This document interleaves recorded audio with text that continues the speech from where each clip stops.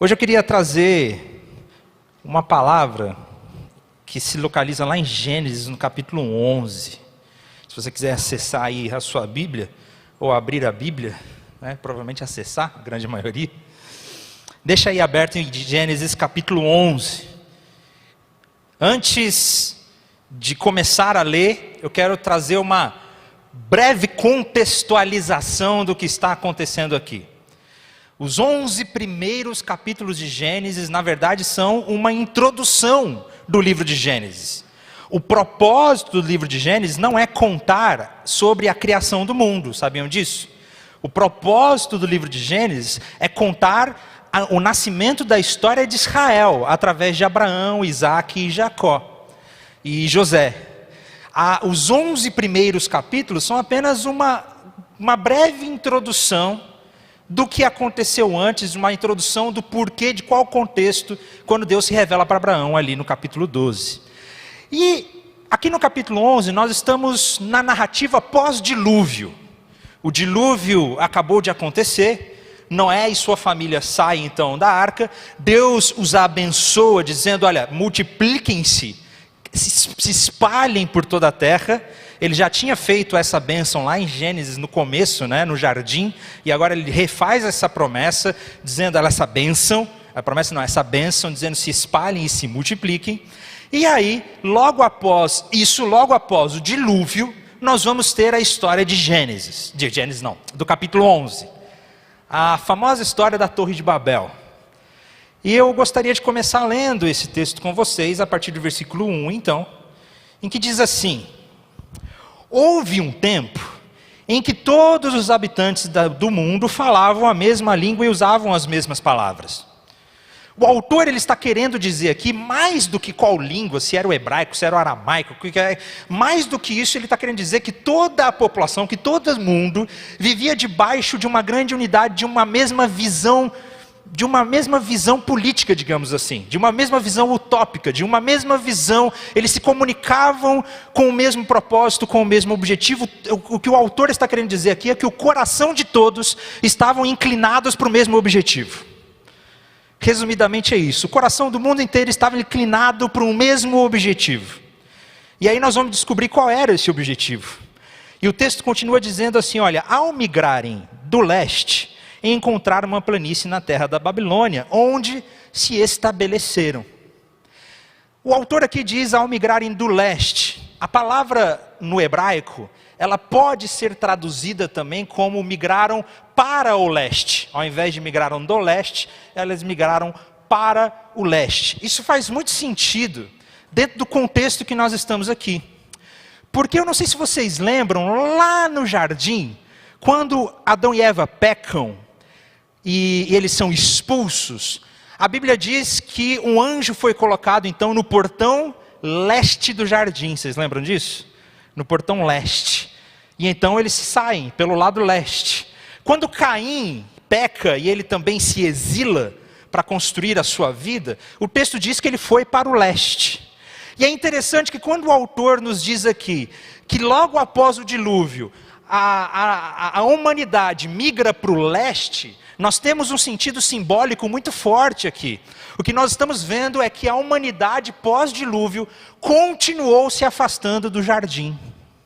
Continuou se afastando da presença de Deus.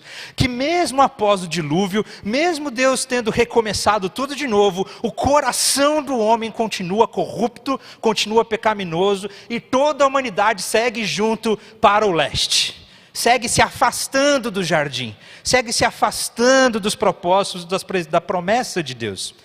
Então logo nos 2 primeiros versículos nós vemos que a humanidade vai de mal a pior. É isso que nós vemos aqui. Que a humanidade continua indo de mal a pior. Que o pecado continua no coração humano. E quando eles se estabeleceram então na região da Babilônia, que fica na região da Mesopotâmia, começaram a dizer uns aos outros: venham, vamos fazer tijolos e endurecê-los no fogo. Naquela região era costume usar tijolos em vez de pedras e betume em vez de argamassa. Depois disseram: venham, vamos construir uma cidade. Interessante que quando a gente lê esse texto, a gente coloca o foco na torre. A torre é importante também, mas é interessante que eles não vão construir só uma torre, eles vão construir uma cidade. Vamos construir uma cidade com uma torre que chegue até o céu. E aí nós vemos o objetivo deles: assim ficaremos famosos e não seremos espalhados pelo mundo. Vamos ficar aqui até aqui por enquanto. É muito interessante que após o dilúvio, nós vemos que a humanidade continua se afastando de Deus e continua migrando cada vez mais para longe de onde estava simbolicamente o jardim ali. Simbolicamente essa migração para o leste mostra que eles estavam se afastando cada vez mais de Deus. O que nós vemos é que o ser humano sem Deus busca encontrar a sua própria identidade, o seu próprio significado. E aí nós vamos descobrir que quando eles se assentam nessa planície da região da Babilônia, eles começam a ficar com medo da sua insignificância. Esse é o propósito pelo qual eles dizem: olha, vamos nos ajuntar aqui, vamos construir uma cidade e vamos fazer uma torre que chegue até os céus. Por quê? Para que o nosso nome seja famoso. Para que o nosso nome seja famoso e para que a gente não se espalhe. O que está acontecendo aqui é que quando a humanidade se afasta de Deus e ela se rebela contra Deus, porque o que está acontecendo aqui nada mais é do que eles dizerem, olha, eles estarem desafiando o próprio Deus e dizer: nós damos conta de dirigir a nossa vida sozinho, nós não precisamos do jardim. Nós não precisamos mais estar lá no jardim e viver como eles e viver junto com Deus. Nós damos conta de construir a nossa vida sozinho. O problema é que quando nós começamos a nos afastar de Deus e pensamos que podemos seguir a nossa vida sozinho, nós começamos a ficar com medo da nossa insignificância. Um vazio muito grande começa a adentrar o nosso coração e a nossa ação natural é dizer: vamos aqui fazer alguma coisa para que a gente não desapareça. Vamos fazer alguma coisa para que o nosso nome seja famoso, para que a gente seja reconhecido, para que nosso nome nunca morra, para que a gente nunca se espalhe, para que a gente nunca se afaste. Esse era o projeto que estava acontecendo aqui nesta cidade. O que nós vemos, digamos, antropologicamente falando, o que nós vemos aqui é uma comunidade, é uma humanidade com medo da sua insignificância. Com medo de perder o seu nome, com medo de se espalhar pela terra e perder o seu significado. O que será de nós? Então vamos construir uma torre para que a gente seja famoso, e para que a gente nunca se espalhe, para que nós tenhamos significado. O que está acontecendo aqui em Babel é um projeto político. Mais do que qualquer outra coisa, não se tratava simplesmente de construir uma torre, mas de uma cidade com uma torre. Além disso, esse projeto envolve o sonho de compensar o fato da nossa mortalidade, de se tornar inesquecível, de se tornar sem sentido, e a expectativa de unir toda a humanidade numa utopia política. É isso que está acontecendo aqui. Inclusive, a torre aqui que nós falamos, essa torre, a famosa Torre de Babel, todos os estudiosos concordam que provavelmente era um zigurate. Eu vou colocar a imagem para vocês verem. Não é essa imagem, isso é só ilustrativo, tá, gente? Provavelmente era um zigurate como esse que vocês vão ver daqui a pouco, que eu mandei para ele lá, né, Eli? Se der certo. Se não der certo, vocês vão ficar só na... Aí está. Provavelmente era um zigurate, como esse, que é uma representação de um zigurate que existia na Babilônia. Uma espécie de templo. A ideia da torre não era alcançar fisicamente a comportas do céu, né? A ideia da torre não é que eles iam chegar lá no domo da terra para poder alcançar a Deus. Não, a proposta da torre de alcançar aos céus é alcançar algo metafísico, é alcançar conhecimento, poder, fama, sucesso, identidade, propósito. Era isso que estava acontecendo. Então o povo se reúne nesse projeto político, nessa utopia política, porque se nós não temos mais Deus, se nós nos afastamos de Deus, vamos nos juntar aqui e vamos criar a nossa identidade, o nosso propósito, o nosso significado com essa torre. Sabe por que isso acontece? Porque todos nós temos medo que a nossa vida seja sem propósito e sem significado. Quando nós perdemos de vista Deus, naturalmente nós vamos tentar encontrar algum significado para nós, algum propósito para nós, alguma história pela qual nós possamos fazer parte. E a humanidade escolheu então se juntar numa cidade, construir uma torre, para que o nome não fosse perdido. E é assim que está o nosso coração. Essa é a condição natural do coração do homem quando perde Deus de vista. Essa é a condição natural do coração humano quando nós perdemos a nossa comunhão com Deus. Um medo de que a vida não tenha significado, de que a vida não tenha propósito. Um medo de que tudo vai passar, que os meus sentimentos não passam de reações químicas no meu cérebro, de átomos e moléculas. Eu preciso sentir que a minha vida vale a pena. Eu preciso sentir que tudo tem um propósito. Eu preciso sentir que tudo tem um significado. Então vamos construir uma torre para o nosso nome ser famoso por toda a terra. Vamos juntar tudo num projeto político, numa utopia política, numa ideologia política, digamos assim. Vamos confiar nela, ela vai nos salvar. E isso acontece muito nos dias de hoje também. Esse tipo de idolatria política. Essa é a condição do nosso coração, essa é a condição do coração do homem, quando se afasta de Deus. Um reconhecido filósofo existencialista, conhecido como pai do existencialismo, Soren Kierkegaard, ele afirma que é normal o coração humano criar sua identidade em torno de algo que não seja Deus. Porque nós somos criados para viver um relacionamento com Deus. E a partir do momento que eu perco esse relacionamento com Deus, é natural que eu construa a minha identidade, ou comece a construir a minha identidade em qualquer outra coisa. E nós vemos que a humanidade, depois do dilúvio, começou a construir a sua identidade nessa utopia de uma cidade, de uma torre. Numa utopia política, de que nós podemos ser famosos, de que nós temos significado, só que é um significado que nós estamos confiando na nossa ciência, no nosso conhecimento, na nossa razão, na nossa engenharia, na nossa tecnologia. Nós vamos construir o nosso progresso, nós vamos construir uma humanidade sem falhas, nós vamos construir uma humanidade que vai fazer sentido. E eles depositaram a sua identidade nisso. O nosso coração busca desesperadamente algo que dê senso de valor para ele, que dê senso de singularidade, de propósito, e é nisso que ele se apoia. O problema é que longe de Deus, esse vazio é grande demais. O problema é que longe de Deus, esse vazio é grande demais. O Tim Keller, ele diz assim, algo interessante. E naturalmente, quando ele diz que quando nós tentamos preencher o nosso coração com qualquer outra coisa que não a Deus, e naturalmente, como somos sempre lembrados, se tentamos colocar qualquer coisa no lugar reservado originalmente a Deus, vai sobrar muito espaço. Tudo que colocarmos lá ficará chocalhando lá dentro. Qualquer coisa que você tentar preencher o seu coração, que não seja Deus, vai sobrar muito espaço, vai ser igual um chocalho. Vai ficar muito espaço vazio lá dentro. Nós não conseguimos atingir o nosso senso de propósito, o nosso senso de significado. O nosso coração sem Deus vive chamando a atenção. Isso acontece porque existe algo de errado na nossa identidade. Com a percepção de que na percepção do nosso eu, o nosso coração nunca se sente feliz. A gente sempre começa até a comparar a nossa vida com a das outras pessoas e tentar encontrar alguma coisa que traga o significado. Nós começamos a construir a nossa torre de Babel.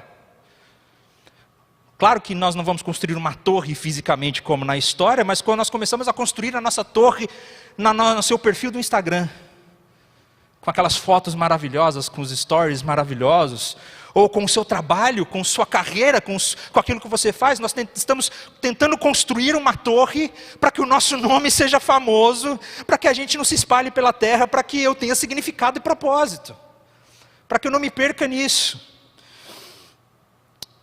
E na tentativa de preencher o vazio e lidar com o desconforto, a gente vive se comparando com as outras pessoas, a gente nunca está satisfeito.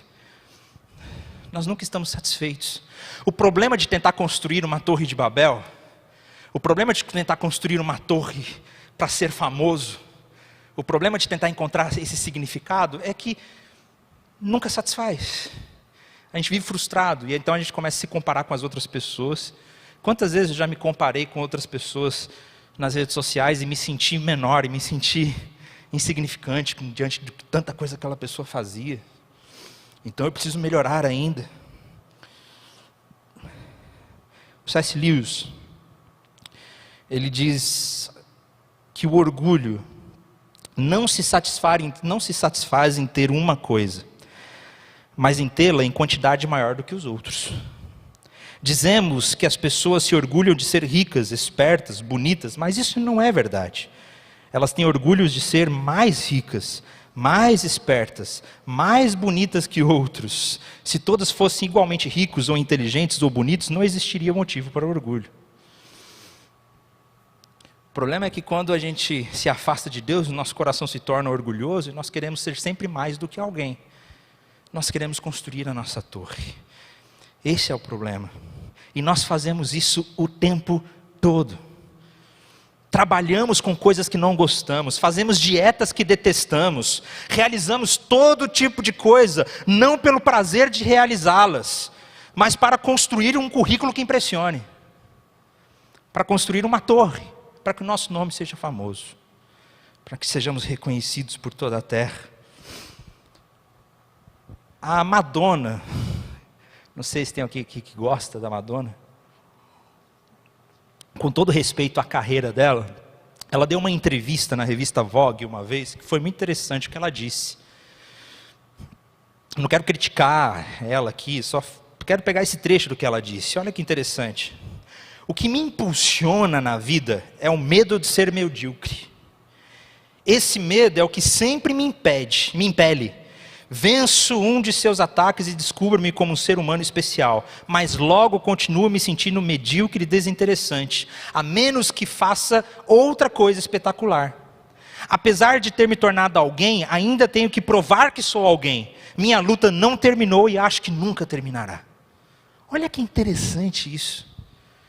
Como que ela fala na entrevista que ela sempre precisa fazer alguma coisa para que ela se sinta interessante, para que ela se sinta importante, mas logo quando depois que ela realiza esse tipo de coisa, ela se sente medíocre outra vez, e ela precisa então construir outra torre de Babel, para que ela se sinta interessante, para que ela se sinta importante, e nunca é suficiente. Esse é o problema que nós estamos vendo aqui.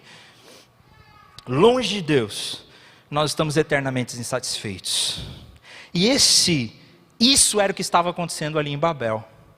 Isso era o que estava acontecendo aqui no texto. Por medo da morte, por medo da insignificância, por medo de se espalhar e se tornar insignificante, eles constroem um projeto político e se apoiam nesse projeto político, dizendo: vamos nos manter unidos, vamos confiar na nossa tecnologia, vamos confiar no nosso progresso, e então nós seremos alguém. Eles queriam engrandecer o seu próprio nome. Eles queriam tornar deuses de si mesmos. O problema, meu irmão, o problema é que só Deus tem prerrogativa de, fugiu a palavra aqui, de exaltar o nome de alguém.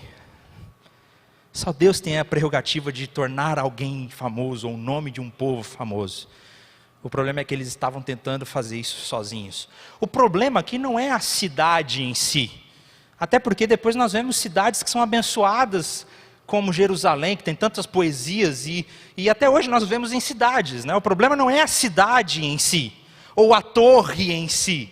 O problema é esse projeto do ser humano de tentar encontrar significado sem Deus. Esse é o problema que nós estamos vendo. E aí Deus intervém.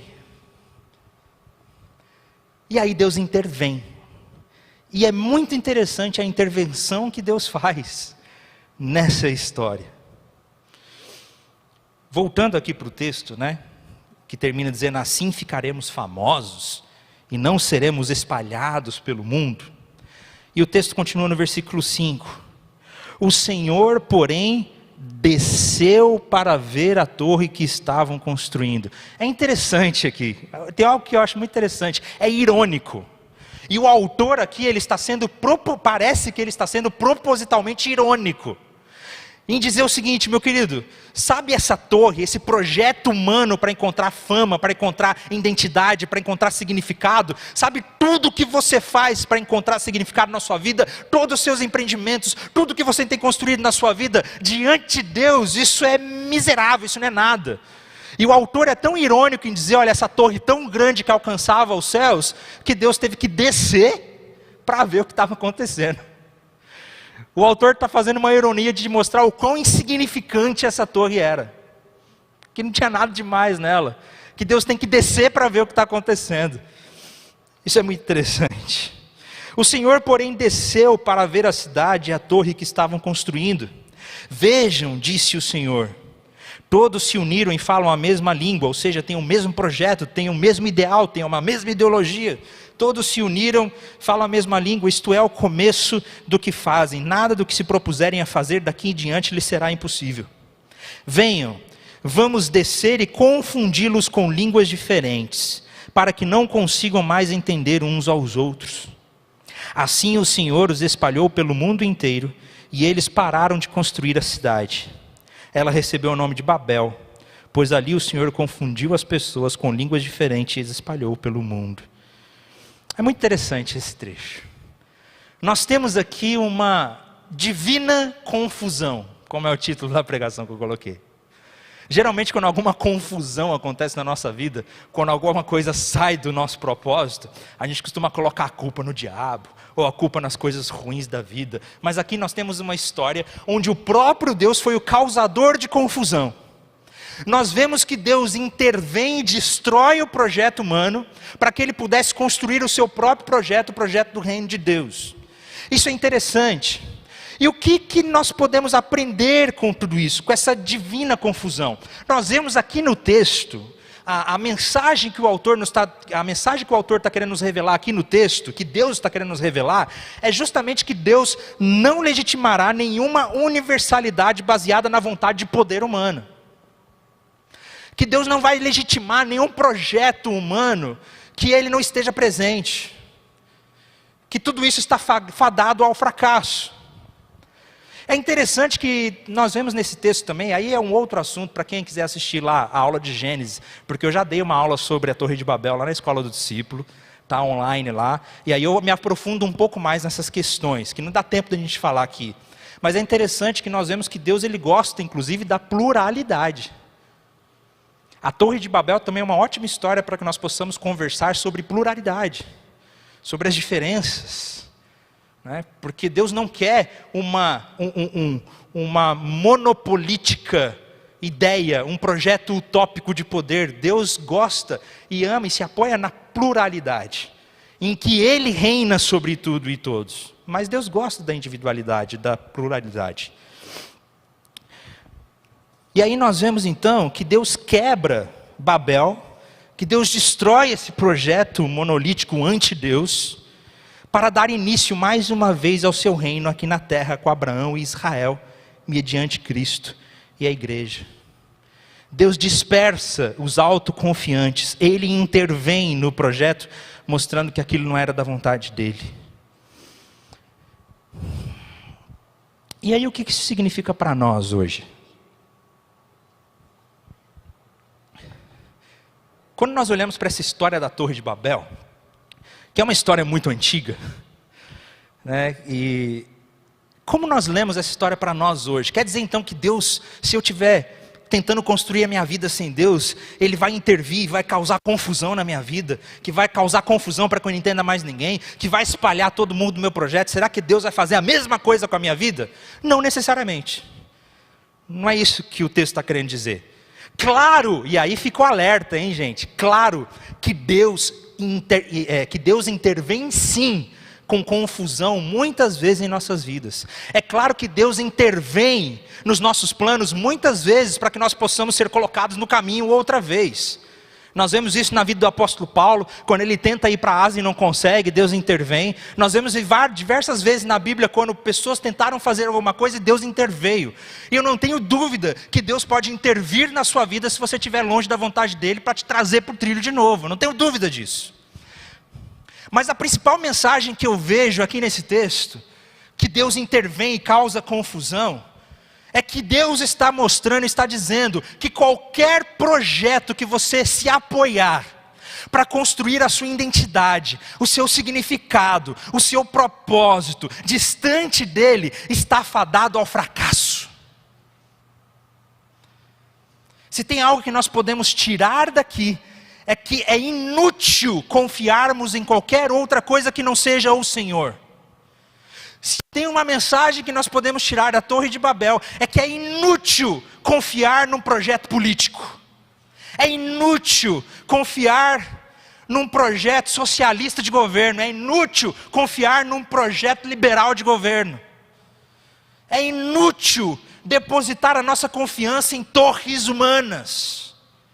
É inútil depositarmos a nossa confiança na minha família, nos meus sonhos, na minha fama, no meu sucesso, no meu prazer e na minha vontade. Que tudo que nós nos esforçarmos para fazer, e qualquer coisa que nós depositarmos na nossa confiança, vai ser ridículo diante da grandiosidade de Deus e diante de quem Ele é. É isso que nós podemos aprender dessa história da Torre de Babel. E aí, lembram que eu falei que os 11 primeiros capítulos de Gênesis são uma introdução para começar a história de Abraão? E nessa introdução nós temos a criação, o pecado, o dilúvio e a Torre de Babel. São essas 4 histórias nessa introdução de 11 capítulos. E aí no capítulo 12 nós vamos conhecer Abrão, que se tornará Abraão. E a narrativa do capítulo 11 se fecha muito bem antes de começar a história de Abraão. Porque nós temos aqui um projeto humano que Deus humilha, que Deus confunde, que Deus traz confusão. Dizendo que esse projeto humano que busca poder e que busca glória por si mesmo é fadado ao fracasso. E aí no capítulo 12, nós temos Deus recomeçando esse projeto de uma maneira diferente. E aí eu gostaria de ler com vocês os primeiros versículos do capítulo 12, de quando Deus se manifesta a Abraão. Que diz o seguinte, lá no capítulo 12, no versículo 2. Que Deus aparece para Abraão e diz: farei de você uma grande nação. Eu o abençoarei e o tornarei famoso. Olha o contraste que interessante. Nós temos a humanidade querendo se tornar grande e famosa por conta própria, e Deus humilha. E agora nós temos aqui Deus dizendo para Abraão: eu farei de você uma nação grande e famosa. Porque é Deus quem tem a prerrogativa de tornar alguém grande e famoso. E essa fama aqui não é que Abraão vai ser famoso. Olha, Deus vai me fazer famoso, eu vou ganhar 100 mil seguidores no meu Instagram, no meu canal. Não é isso. É como o que Deus tornaria famoso aqui era o povo de Israel, a nação de Israel. O que Deus está dizendo aqui é que o projeto humano está fadado ao fracasso, mas a sociedade, a comunidade que coloca sua confiança no Senhor, essa comunidade está destinada a grandes coisas. O que nós vemos com a nossa experiência aqui da Torre de Babel, é que nós podemos tirar para nós, é que quando nós depositamos a nossa confiança no verdadeiro Deus, quando nós depositamos a nossa confiança em Cristo Jesus, esse é o projeto que nós podemos confiar e ter paz no nosso coração. Esse é o projeto que não está fadado ao fracasso. Esse é o projeto em que Deus diz: tornarei você uma grande nação, e abençoarei e o tornarei famoso. E você será uma bênção para os outros. Abençoarei os que o abençoarem, amaldiçoarei os que o amaldiçoarem. Por meio de você, todas as famílias da terra serão abençoadas. Essa é uma promessa messiânica que apontava para o próprio Jesus. E aí é interessante que o texto diz aqui, olha: por meio de você, todas as famílias da terra serão abençoadas. E aí no Novo Testamento nós recebemos a Jesus Cristo, que quando morre na cruz, Ele perdoa e paga por todos os nossos pecados. E agora o Evangelho, a mensagem do Evangelho do amor de Deus, está disponível para todas as pessoas, para todas as famílias da terra. Através de Jesus, as portas foram abertas para que realmente o Evangelho, o reino de Deus, pudesse ser anunciado para todas as pessoas. E aí lá em Atos, no capítulo 2, Jesus morre, Jesus ressuscita, e ele sobe aos céus, e ele diz que viria o Espírito Santo. E lá em Atos capítulo 2 acontece algo muito interessante, que eu não sei se vocês já prestaram atenção. Que o texto diz que quando o Espírito Santo desceu sobre os apóstolos em Pentecostes, todos ficaram cheios, Atos 2, 4, 6. Todos ficaram cheios do Espírito Santo e começaram a falar em outras línguas, conforme o Espírito os habilitava. Essas outras línguas aqui em Atos 2 não é língua estranha não. Não é glossolalia. Não é aquelas línguas estranhas que vocês sabem o que eu estou falando. Não, aqui é outras línguas mesmo. Copta, latim, grego, eram realmente outras línguas que o Espírito os habilitava. Olha só por que eu digo isso. Naquela época, judeus devotos de todas as nações viviam em Jerusalém. Quando ouviram o som das vozes, vieram correndo e ficaram espantados, pois cada um deles ouvia em seu próprio idioma. Em Atos 2, Deus reverte Babel. Olha que legal isso. Em Atos 2, a confusão de Babel é revertida. Se lá em Babel nós tínhamos confusão que ninguém se entendia, em Atos 2 nós temos unidade que todo mundo se entende. Isso é maravilhoso. O que a palavra nos revela é que quando nós depositamos a nossa confiança em Cristo Jesus, o reino de Deus começa a ser estabelecido em nossa vida, o reinado de Jesus começa a ser estabelecido em nós, e então nós nos tornamos abençoados por Ele, e a unidade outra vez, a concordância outra vez, e todas as famílias da terra são abençoadas. O que nós podemos tirar dessa noite, meus queridos, é que todo projeto que você confia em si mesmo, longe de Deus, o seu coração continuará vazio como um chocalho. Você nunca vai encontrar satisfação, porque nós não podemos encontrar satisfação em propósito depositando a nossa confiança em torres humanas, mas somente em Jesus Cristo, o verdadeiro Deus entre nós, aquele que traz verdadeiro significado para as nossas vidas. Amém? A Bíblia é rica demais, né, gente? A Bíblia é maravilhosa demais. E se você quiser continuar estudando comigo Gênesis, porque eu estou expondo Gênesis toda quarta-feira na Escola do Discípulo. Próxima quarta-feira nós vamos começar no capítulo 12 com Abraão. É maravilhoso, vem com a gente. Porque em Jesus nós encontramos verdadeiro propósito e significado para a nossa vida. Amém?